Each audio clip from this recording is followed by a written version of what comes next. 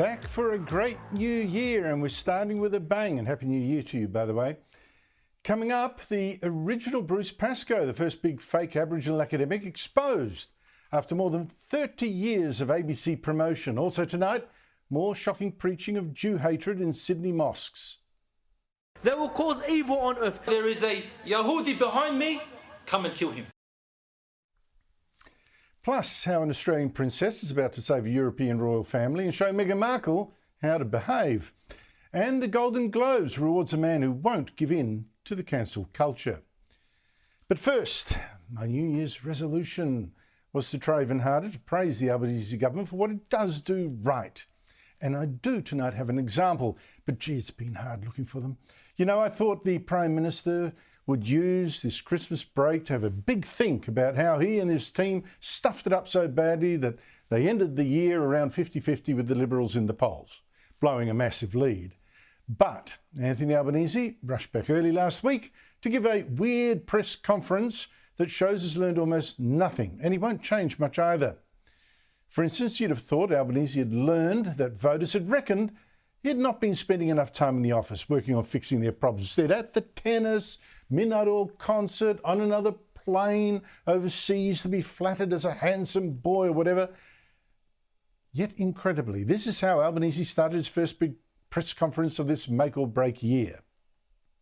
I am very positive as we enter the new year, and later this morning I will be attending briefly the beginning of Davey Warner's last test match at the SCG. Seriously, attention Australia, I'm off to the cricket.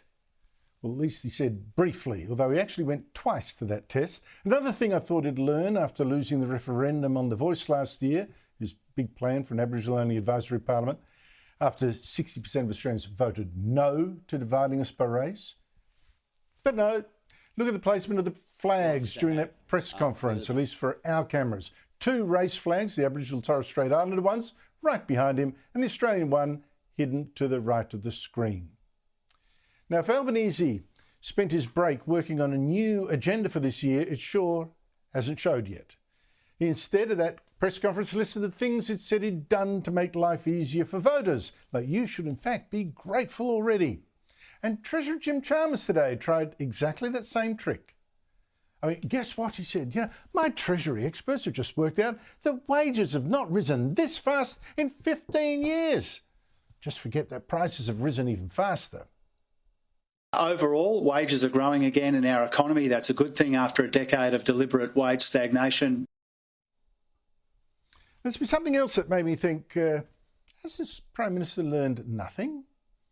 You know, these leftist ideological frolics of this government, they should have been dropped, like treating our history as an embarrassment, weakening our national identity, bringing in record numbers of immigrants, flying 3 flags, letting 80 local councils scrap celebrations of Australia Day this month, as if the day is one of shame. And the thing is, of course, it has a consequence. Now, when the very idea of patriotism is a joke to our elites, many leftists rather fighting for a Palestinian nation than our own, well, guess what? We don't have enough young Australians wanting to sign up to defend our country, sign up for our army or a navy or air force. Yet this Albanese government, instead of saying, hey, we better restore patriotism, we better build a national spirit, offer more respect and rewards to Australians in uniform, it decides, nah, let's just hire some foreigners to fight for us. Pacific Islanders, for instance, that'd be excellent mercenaries. Here is the Minister for Defence Personnel, Matt Keogh. We are certainly looking at all options that we need to look at in terms of how we can grow our Defence Force, and that includes looking at how we might be able to grow it from friendly forces from other countries. Certainly, we're looking at the Pacific. The Prime Minister was asked about the shameful idea of hiring mercenaries to defend us. Instead of stepping up as the leader, the man ultimately overseeing our military, he just palmed off the issue to his deputy. Matt Keogh this morning was talking about the possibility of foreigners from friendly nations, Five Eyes nations, Pacific nations, serving in the Australian Defence Force. Would that be something you'd be open to? Sorry, that's a matter for Richard Marles to deal with. If this Prime Minister can't even decide who should actually defend his country and why, get some foreigners just doing it for the cash, he should quit now. But speaking of quitting, the big thing Albanese should have done over the break, halfway through his term, is replace some of the big failures in his government, get in some fresh talent from the backbench. Most obviously, of course, get rid of Indigenous Australians Minister Linda Burney, get her to resign, because she said she had bad health anyway, and she was completely hopeless at selling The Voice, couldn't answer any questions without reading cheat sheets. And now that The Voice is dead, ask, has Burney come up with a single fresh idea, for instance, to tackle the violence that's now exploded again in Alice Springs and Wadere? And here's another minister who should have at least been shuffled sideways. Climate Change Minister, Energy Minister Chris Bowen, who has since been, it's been for years now, blindly leading a religious crusade to shut down our coal-fired power stations and switch us to renewables like wind and solar instead. Just last Friday, there was Bowen tweeting again about how great Britain was doing with wind power, forgetting to add that people there have had to pay even more for their electricity. And I was thinking of Bowen last week, you see, when I was driving halfway across Victoria on a road trip with my daughter through areas that today face flood warnings. I couldn't believe even then how green the state was. So green in January, when the Bureau of Meteorology had warned us in September that the La Nina would dry up the rains. When global warming guru Tim Flannery, hired by the Gillard Labor government as our climate commissioner, told us in 2007 that global warming would actually mean less water. Even the rain that falls isn't actually going to fill our dams and our river system. But what really got me about Bowen as I was driving there through the country was that so many wind farms, you can see them now, left, right, are built on hills and rises, turning our magnificent countryside, get away from it all, into a wind farm industrial zone. And you get the same thing in South Australia, in Tasmania too, everywhere, New South Wales, West Australia, and even near the rainforests of Queensland. How can we vandalise our countryside like this? But the worst of it is that under Bowen's global warming plans, we're going to need about 9 times more wind farms by 2050 than we have even today. Every wind tower you see, multiply them. Imagine 9 more on the hills around you. But I said to praise one Albanese government minister, and let me end with this. Environment Minister Tanya Plibersek. She has said no today to a plan to build a huge new facility to build offshore wind farms. She said it would hurt wetlands in the area, and it sure would. I would know, because the site of this planned monstrosity is in Hastings, on Victoria's Western Port Bay. I live not far from that. And the thought of our quiet bay, Phillip Island on it as well, being turned into another green industrial zone for extremes like Bowen, give me a break. In fact, there are extra points to Plibersek, because this wind farm facility was wanted by a wind farm company called Star of the South. That is 10% owned by the Cbus Union Super Fund. And who's chairman of that? Labor President and former Treasurer Wayne Swan. But he's of Labor's right, Plibersek is of Labor's left. I think there's going to be some hard words behind the scenes. And of course, this means Bowen's rollout of wind farms and solar farms, he's of the right too, is now in even more trouble. It's so far behind already, it's a joke. If only the Prime Minister replaced Chris Bowen with someone less manic and less obsessed with global warming, what a great start to the year that would have been. But as it is, stand by. We've got some fighting to do.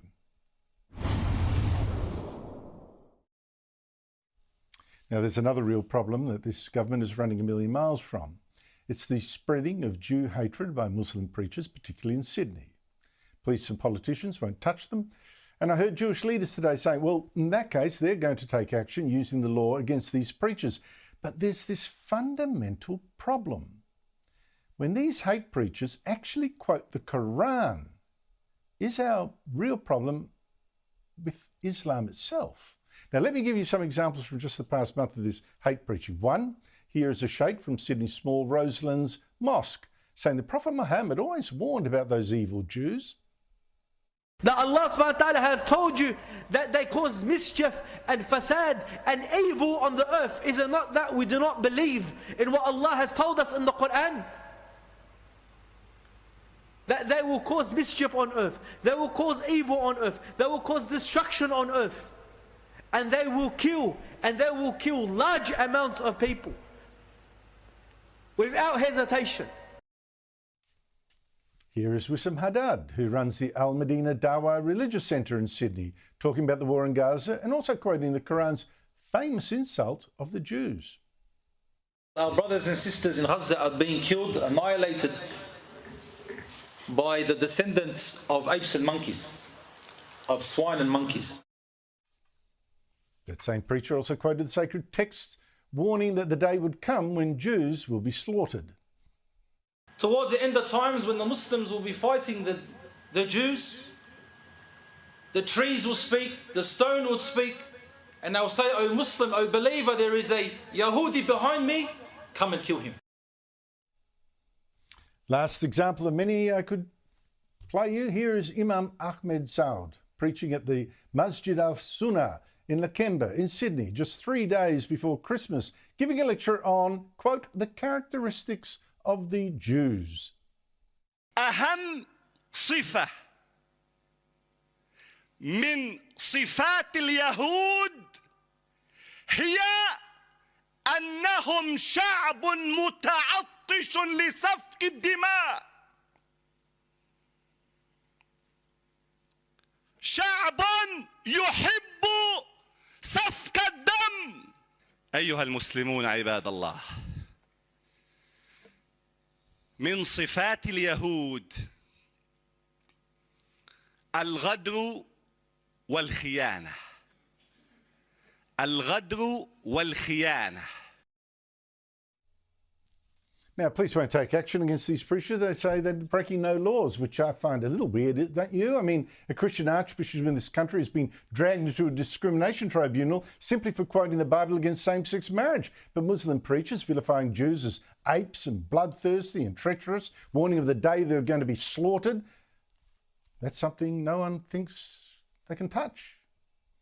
You know, the left is going to smash Christianity, the faith of our freedoms, but promote Islam and those delivering true messages of hate. Joining me is the panel, Federal Liberal MP Garth Hamilton, and Steve Chavura, Senior Lecturer in History at Campion College and co-author of Reason, Religion and the Australian Polity. Stephen, can I start with you? No action taken against any of these preachers, should there be? Well, that is definitely vilification, what you heard them saying. Now, I am a great defender of freedom of speech, and that even means speech that we find repugnant. At the very least, one of those speakers was coming very close to advocating violence, in quoting the Quran, advocating violence against Jews, and certainly any preacher who incites or comes close to inciting violence should be investigated. And quite frankly, if there are preachers in Australia who are inciting violence and hatred against Jewish Australians, their citizenship, and they are not Australian citizens, they should be deported. We have no need for people who spread that kind of hate. But again, we've got to be careful about starting to advocate religious vilification laws, because they can just as easily, and I think it'd be highly likely that they'll be turned on those who would want to critique Islam, but actually in a much more constructive way than what we saw. I want to get on that. I want to get onto exactly that. That is the dilemma. But the first dilemma here, Garth, how can you actually punish Muslim preachers by quoting, as I've shown you, their sacred texts? That's what they're doing. Because that suggests to me the real problem isn't the preachers, it's the doctrine that they're preaching. Islam in a non-Islamic country. Well, look, I think there's a couple of things at play here. Firstly, this is blown up because our Prime Minister refused to take a position of leadership after Hamas's terrible incursion into Israel. I mean, that's what this is all following on. There was an absence, a void of leadership, and this has really spiralled out of hand here now. So I think we should first and foremost be looking at our Prime Minister for his weak leadership on this. Look, secondly, and Andrew, I bring my position. I'm someone who's lived under Sharia law, one of the few people who have in Saudi Arabia.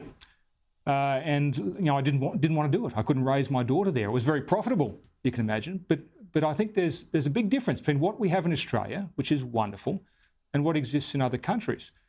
I think, you know, sometimes we underplay what we have. I've always found a significant difference between those who take a fundamentalist view of Islam and many others. I've worked in offices with Jews and Muslims sitting together, working as human beings, getting on and doing the job. I've also seen situations like what the preachers are advocating for in the Middle East, where that hatred spirals out. That's not what we want in Australia. We've built a country without that. And I think there's already something that we should be raising here, which is the incitement to violence. Now, that is a criminal act in Australia. If these preachers aren't already reaching the threshold for that, maybe it's time we reviewed what those laws do to protect Australia, because I don't think this sort of conversation has any place in the Australian narrative. Well, look, you know, there's many fine points to Islam. I accept that. But in a country like this, I'm not sure how well it's integrating. Don't forget, Islam was spread by the sword very quickly across North Africa. The sword is still on the flag of Saudi Arabia. But Steve, you mentioned religious discrimination laws. Labor, this government's working with them, wrestling with the idea of all these Christian schools demanding the right to hire Christian staff and not hire gay and lesbian teachers. You've even got two supposed Liberal federal politicians, Bridget Archer and Andrew Bragg, saying this must not happen. But my worry is that this bill might make it even more dangerous to do what I'm doing right now, criticising a religion. Not Christianity. Everyone criticises Christianity, that's open slather, but Islam. Yeah, well, I think that's correct. And historically, we remember, for example, far back in around about 2005, and more recently with Sonia Kruger, those who wanted to criticise the impact of Islamic immigration on Australia, and also those who wanted to criticise the doctrines of Islam, were hauled before state vilification tribunals. And so I do actually think that if laws come in which are supposed to protect people from religious vilification, I do think, based on sort of historical precedent, they will wind up being levied more against those critiquing Islam than those critiquing Christianity. So I think that is actually a valid concern, Andrew.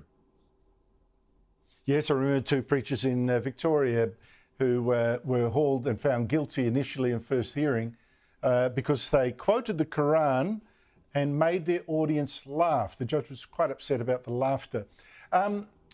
Garth Hamilton, the Yes campaigners do not take no for an answer. Thomas Mayo was one of the leaders of the push for Labor's voice, a kind of Aboriginal-only parliament in our constitution, rejected by 60% of voters at the referendum last year. Now it says the Prime Minister should go ahead and make it law anyway. Your response to this? Oh, goodness me, Andrew. You know, I bet the Prime Minister wish he had legislated it, you know, when he could have. What a failure this has turned out to be. There's a couple of things here. You know, doesn't this just show how empty Labor's agenda is? You know, we're only 3 months on and we're back recycling this same thing already all over again because they've got nothing to deliver for the Australian people. But look, this was resoundingly rejected. You know, this was a concept that Australia said no to. Now, we've seen this Prime Minister's got a pretty big tin ear when it comes to listening to the regular Australian on the street. I don't think, to be honest, I don't think he will do this. I think he's going to be trying to... I'd love to know what he says to Thomas Mayo, though. I'd love to see if he say the same answer to Thomas Mayo as he will to the rest of Australia. I reckon he'll give two very different answers. One word will be shut and there'll be another word. Don't worry. I know, it's terrible. Look, you might be right. Honestly, until we come to grips with the fact that integration, not separation, has to be our future, we're not going to make progress on Aboriginal poverty and disadvantage like I would like. Garth Hamilton, Stephen Trevura, thank you so much. Great chat. Thank you so much for your time. And now there's another one. And it sounds strange to me that so many prominent Australians, including politicians and academics particularly, would you believe, now call themselves Aboriginal when there's no known Aboriginal ancestor in the family tree, or none that they'll tell me. And even stranger is that even when we do expose them, for instance, here, nothing happens. No one says sorry. No one gets fired. You take Bruce Pascoe, of course. He's still Professor of Indigenous Agriculture at Melbourne Uni. Still promoted by the ABC, even though his claim to be Aboriginal has been exposed as fake. Kayam Maher is still the Attorney General of South Australia. Still hasn't explained why he also claimed to have Aboriginal ancestry. And Kerry Doyle is still a professor too, still claiming to be a member of the Wininini tribe that no one's ever heard of, that I know of. But this kind of thing has been going on for longer than even I suspected.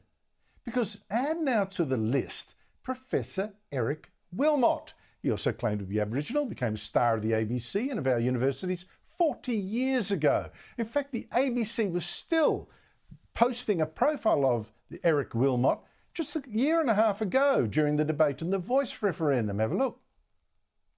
Like the white man, Eric Wilmot would like Aborigines to be proud of their own achievers. People like David Yunarpin, the Aboriginal inventor, and Eric Wilmot has himself followed in the footsteps of David Yunarpin. This is his invention.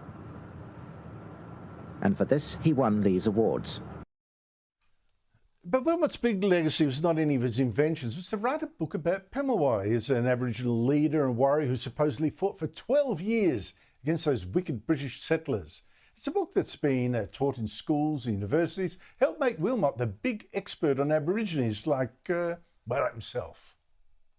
Aboriginal people were very careful about their genetic health. But was Wilmot himself so genetically ridgy-dig as he claimed? Joining me is Roger Kaj.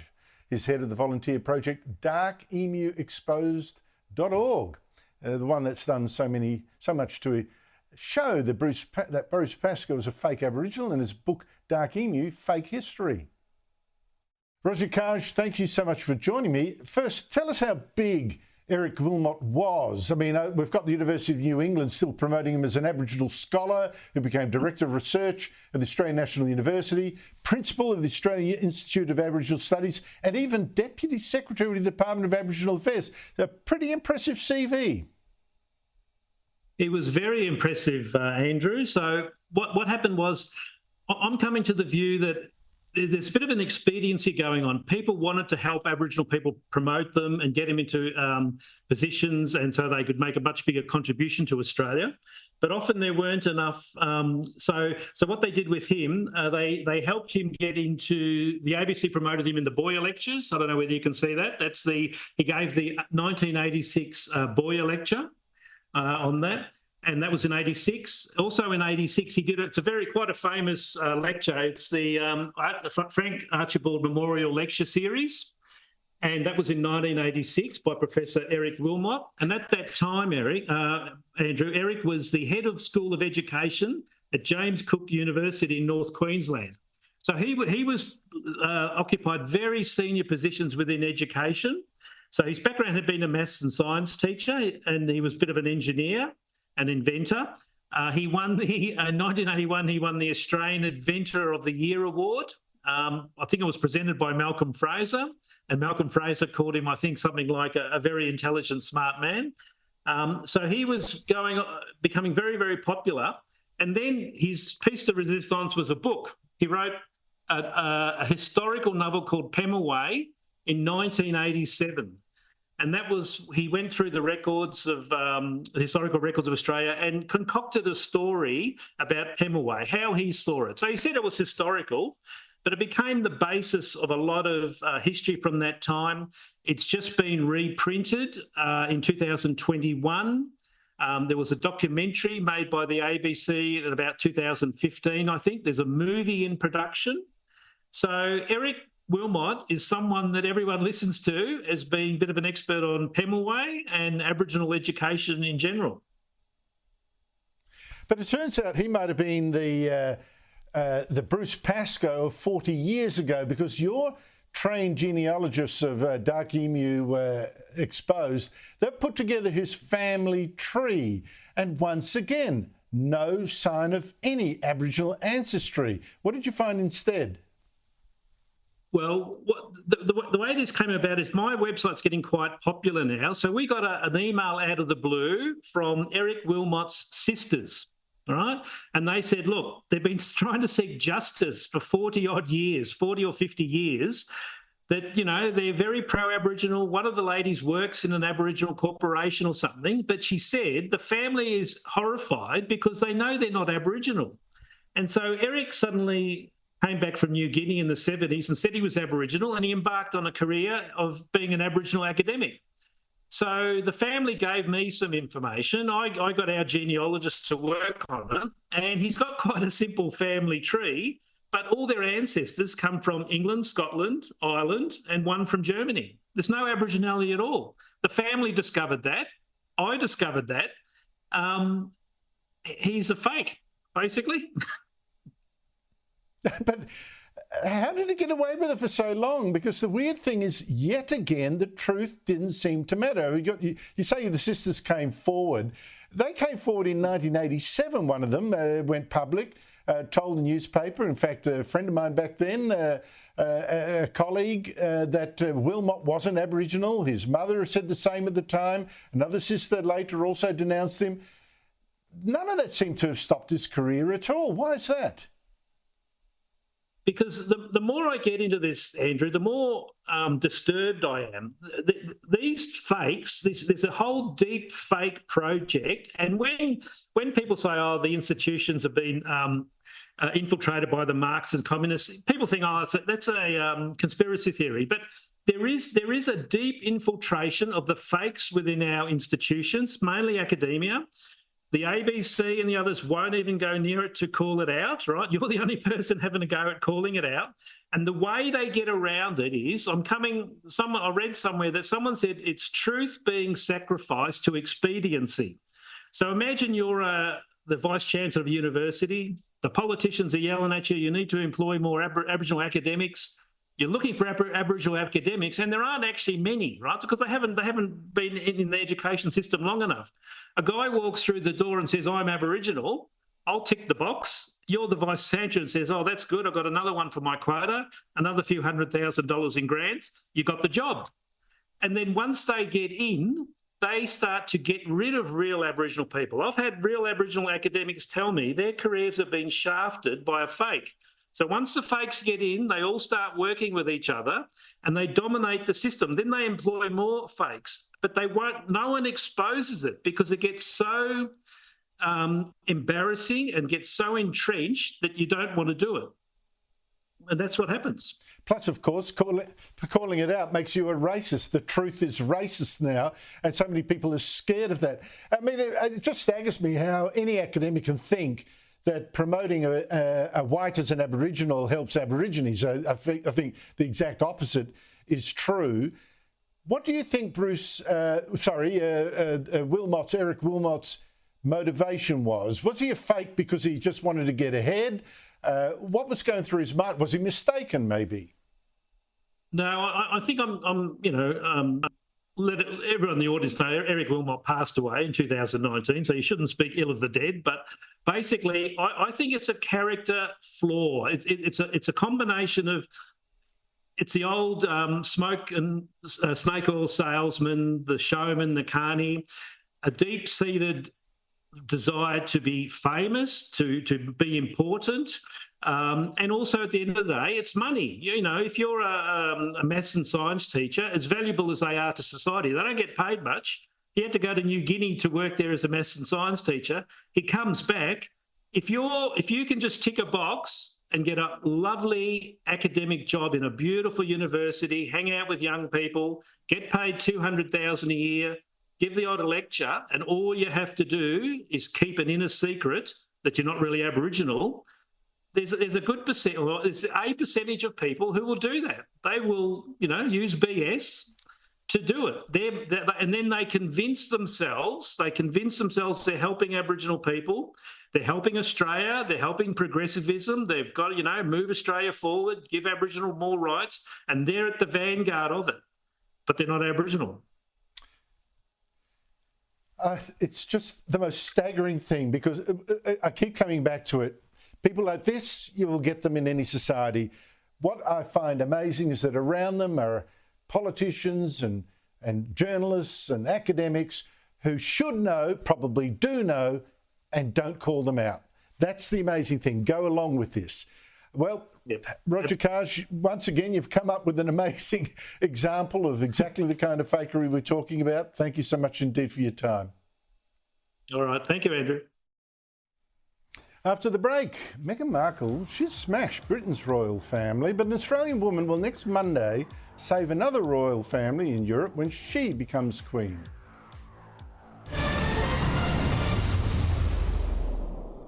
What a contrast. On the one hand, there's Meghan Markle, marries into Britain's royal family, tears it apart, calls it racist, betrays its secrets, smears the King and Prince William, and estranges her husband from his family, Prince Harry. In contrast, there's an Australian woman, Mary Donaldson, Tasmanian, who at a Sydney pub in 2000 met a Danish Prince, Frederick, fell in love, married him in 2004. Next week, she's going to step up to become Queen of Denmark after the sudden abdication of Queen Margrethe. Joining me from London is Danish foreign correspondent Jesper Steinmetz. Jesper, thank you so much for your time. Look, there are all sorts of conspiracy theories about why the Danish Queen suddenly announced she's stepping down. One is that she's trying to keep Mary in the family, keep the crown safe, after Prince Frederick was snapped last November, slipping into the apartment in Madrid of a Mexican socialite, not leaving until the next morning. Do you believe this theory? I think it's absolutely rubbish to think that the Danish Queen all of a sudden, because of what might have happened in Madrid, made this decision. I honestly think that this has been in the making maybe for years, maybe since her 50th anniversary as sovereign a couple of years ago. It's very clear that she's aged. She turns 84 in April, and I think she just realized that, listen, I need to pass on the baton before my own son reaches retirement age, as was the case in this country. But Jesper, the one thing about that conspiracy theory I like is it is a tribute to how Danes apparently do see Mary as an asset to the royal family, as someone who's a symbol of stability. Do you see it that way? Oh, totally. I mean, there's no doubt that Mary is loved by all Danes and extremely respected. It's almost as if she's more royal than the family, the royal family itself. She doesn't put a foot wrong. She doesn't. She has perfected the role as a crown princess almost from the second she entered the country, and there's a huge respect for her workability, her effort to basically do what's good for the country and do what's good in that capacity as crown princess. So yes, she gets really high marks from almost everyone in the country.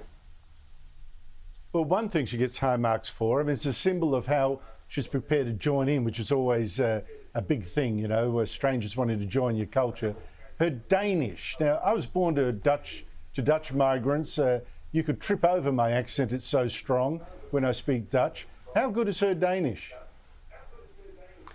It's really, really good. I've interviewed her several times, and I'm always really impressed with how she manages this totally impossible language. It may be even more impossible than Dutch, I would say. It's very guttural. It's everything that the English language is not.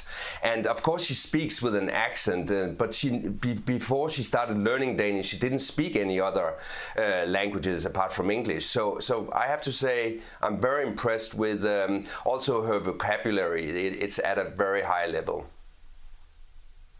Well, I'm a bit stung by you saying Danish is even more guttural than Dutch and harder. Please, you know, Scheveningen, have you got words like that? We're pretty guttural too. But where is the future for the Danish royal family under Frederick and Mary? Where do you see that going? It all depends on them. I mean, they need to show that they, as the monarch and the queen, are relevant in a modern society. In so many ways, it's kind of contradictory to have a monarchy in a modern welfare state like the Danish one. I mean, Danes are tend to think that we are very equal, that no one is above anyone else. You have a term in Australia called the tall poppy syndrome. We have something similar in Denmark. So in that respect, it is kind of absurd that everyone, or 9 out of 10, loves the royal family. But that love is dependent on how they behave. If they in the future show that they're not relevant, or if they do missteps like traveling a lot to Madrid or other places on private visits, that popularity is risky and it may drop. So it's all up to them. They have to define themselves as someone that have a role to play in a modern country like Denmark. Well, in all the countries in Europe, I suspect, with royal families, Britain, Holland, yours, it's by consent, and they have to act as centres of stability and consolation, etc., etc. They can't go off on their frolics, otherwise it doesn't work. Jesper Steinmetz, thank you so much indeed for your time. Really appreciate it. After the break, a woman wrote to the Sex Discrimination Commissioner asking for permission to hire a woman to help her with her MS, unfortunately. The response was mad gender politics that you won't believe. Lee Hazel was a student at Melbourne University when she learned the hard way about this new intolerance, in this case of the transgender movement. She wanted to study feminism, but had to do it protected by a security guard because her lecturer at Melbourne Uni was a feminist who taught that men could not actually be women. Well, the threats, the abuse, transgender activists plastered the university with posters demanding a boycott of the class and calling the students there fascists for taking it. But now, something even crazier. Lee Hazel has written to the Sex Discrimination Commissioner with what I thought was a pretty simple request. She said she's got multiple sclerosis. She wanted to hire a personal carer, but she wanted a woman for the job, not just someone calling themselves one, and wanted the Sex Discrimination Commissioner's approval. Lee Hazel joins me now. Lee, thank you so much indeed for your time. Why was this important to you? Yeah, hi. So I was worried that, like some other women that have excluded males who identify as women, that I might too face a complaint of discrimination when I tried to hire a personal disability carer. I was hoping to hear that I could advertise for and hire a female personal disability carer without facing any human rights complaint or breaking any discrimination laws. Well, no doubt that you are a little bit of a target from the people at Melbourne University who you offended by going to that class, so I can understand why you might have done that. Now, I've seen the response you got from the Sex Discrimination Commissioner. She writes that you could get an exemption from the laws against sex discrimination if you genuinely needed a helper of a particular sex to preserve your decency, she put it, or privacy. But she says the exemption in Section 14 of the SDA, Sex Discrimination Act, applies to discrimination on the grounds of sex. This exemption does not apply to discrimination on the grounds of gender identity. So as I understand it, now correct me if I'm wrong, you can advertise and say no to a man to be your carer unless that man says his gender is actually female. Do I understand that properly? Yeah, so that's how I understand it too. We have broadly in Australia, and you're not allowed to do sex discrimination, but we have these very specific circumstances in when it's allowed.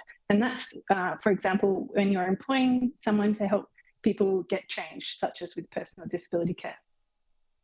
But those exemptions, like you say, they don't apply to gender identity.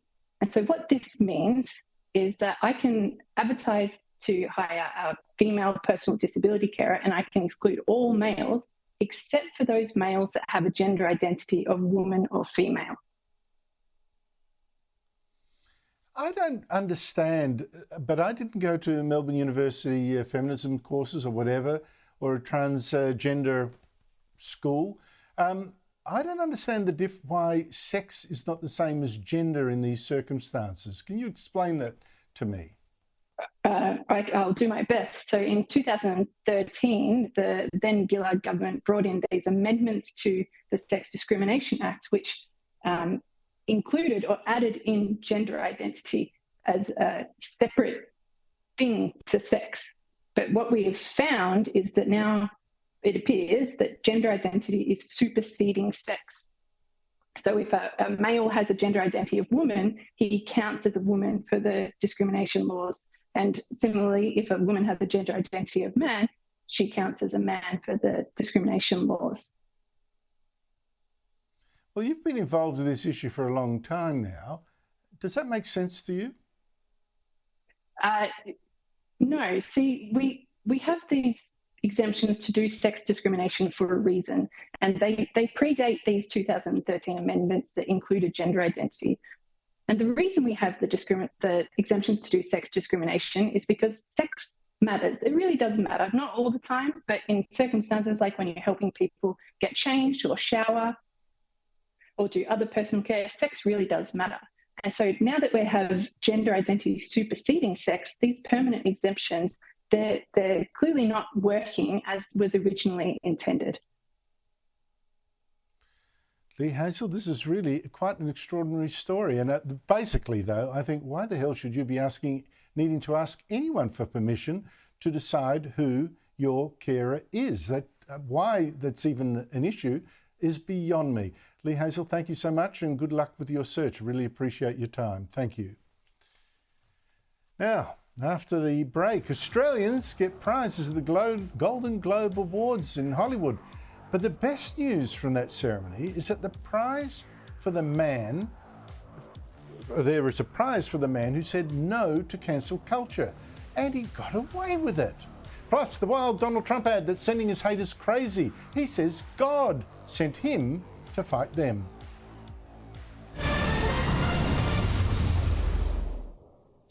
Well, Hollywood had its Golden Globe Awards today, Australian time. Big night for Australians. Margot Robbie won Best Cinematic and Box Office Achievement for a film Barbie. Sarah Snook took out Best Female Actor in TV Drama for playing Shiv Roy in Succession. And Elizabeth Debicki won Best Support Female Actor in a TV series for her portrayal of the late Princess Diana in the hit Netflix series The Crown. But it was also good news for the fight against woke culture. British comedian Ricky Gervais won Best Performance in a stand-up comedy on television for his Netflix special Armageddon, even though he mocks fake asylum seekers, among other things, and makes a stand against the cancel culture. Show Supernature dropped on Netflix last year. Big backlash, wasn't there? Big backlash. People going, you can't say that. You can. I did.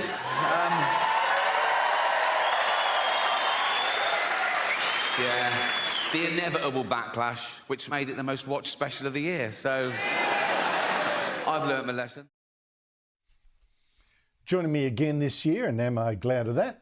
From London is Esther Krakue, broadcaster, presenter, writer and commentator.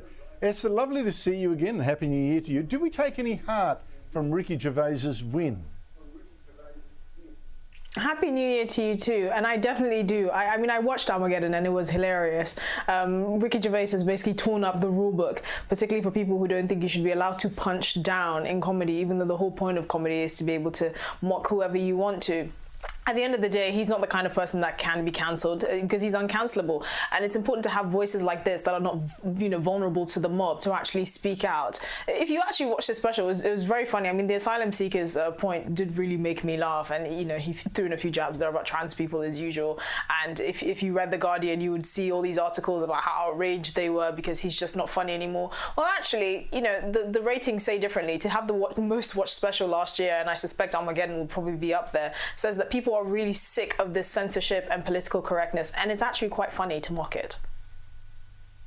Well, you mentioned punching down and asylum seekers. Here's an example of one of his jokes. Have a listen. Well, I am woke now, and I can prove it. Here you go.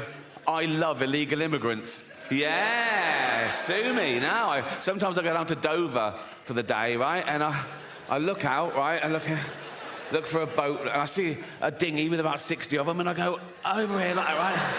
And I pull them into shore, and I go, women and children first. They go, there are no women and children. Just you lads, is it? Just come on, lads. Come on, lads. Esther, is this punching down, or is it rude, is it heartless, or is it just funny, or both? I mean, it's funny and true. He is making a valid point. The overwhelming majority, and I'm talking in the area of around 90% of these people coming across the channel in small boats, these, trembling refugees are middle-aged men, basically, or working-age men, effectively. And so that's not usually the picture of refugees you have. Usually you think if a refugee is someone who's a woman or child, because they tend to be the most vulnerable, especially if they're coming from conflict areas. So he is right. And another point that he makes, which is really, really poignant, is the fact that the people that are criticizing the government's asylum approach never actually taken these migrants themselves. They've never actually had any experience with the British immigration system. They never actually have to live in the areas of the country, mainly deprived coastal communities, that have to deal with the intake of these migrants and the effect that they have on the NHS, on education, on housing. They never have to deal with that, but they have so much to say about actually trying to stop these people. Esther, I have to show you the funniest or weirdest political ad I have seen in years. It's for Donald Trump, who seems to be the favourite to win the US election this year. He's posted it himself on social media. It's absolutely driving his haters nuts. Here's some of it. And on June 14th, 1946, God looked down on his planned paradise and said, I need a caretaker. So God gave us Trump. God said, I need somebody willing to get up before dawn, fix this country, work all day, fight the Marxists, eat supper, then go to the Oval Office and stay past midnight at a meeting of the heads of state. So God made Trump. I need somebody with arms, strong enough to rustle the deep state, and yet gentle enough to deliver his own grandchild. Somebody to ruffle the feathers, tame cantankerous World Economic Forum, come home hungry, have to wait until the First Lady is done with lunch with friends, then tell the ladies to be sure and come back real soon, and mean it. So God gave us Trump. This is it's much again, quite funny. What did you make of this ad? I mean, I think it was very much on brand for Trump. Trump is a Marmite character. You either love him or hate him, but you cannot deny that the man is box office entertainment value. He's hilarious, and to paint himself as a messianic figure to take on the likes of the World Economic Forum and Biden's administration, I think it's brilliant, and it's playing right into the hands. At the end of the day, Trump has now been consistently polling above Joe Biden, which is worrying the Democrats, rightly so. And Biden has been trying to counter it by saying democracy will die if Trump comes into power. But honestly, Biden is destroying the country. And I think for people that are not even inclined to Donald Trump, they really don't see him as any other, they don't see any other option. So to paint himself as this messianic figure is actually tongue-in-cheek, but also quite right, I would suspect. Well, yeah, but it's funny how many newspaper stories I've seen raging at it. Like, how could he say this like it was serious? Or saying, well, look, there are a lot of Americans who believe it. It's actually a sly pitch to them that they actually do think is a messianic figure. What do you make of that reaction? I mean, of course, Trump wasn't known for being quite an evangelical figure before he decided to enter politics. I mean, he was known to kind of roll with high ballers in Hollywood and rappers and all of these people. But at the end of the day, politics is politics. You do, if you're going to, lock in the Republican base, you do have to secure a large part of the Bible Belt. And fortunately, the Bible Belt do like references to God, and to make it both comical and in a way also factual is quite clever. I mean, one thing you have to admit is that Trump has excellent political instincts, and he knows his audience, and he knows how to ruffle the right feathers, and he's doing exactly that. And of course, his enemies advertise him better than do his friends. Just quickly, back in Britain, Esther, your Prime Minister, who's not half as funny, is saying something that our Abbott government tried to say nearly a decade ago, got smashed for it. Rishi Sunak now says he wants to cut welfare benefits and use that money to cut taxes. It makes sense to me, but how's it going down? I mean, people are surprised that for some reason there's an opportunity cost with all the welfare we've been spending our taxpayers' money on, and that is higher taxes. So at the end of the day, Rishi Sunak is right. You cannot, cut taxes if you're going to keep spending the amount of money we're spending on welfare, particularly on unemployment. I mean, 1 in 5 people in this country are on unemployment benefits, and of that number, a third of them don't even have to look for work, because many of them are claiming unemployment benefits for being too anxious or depressed to go to work. So, something needs to be done. Absolutely. Go for it. Absolutely. Esther Krakue, great to see you again. Talk to you next week. That's it from me. Next is an encore of Sharri Marks's documentary, What Really Happened in Wuhan. Good night.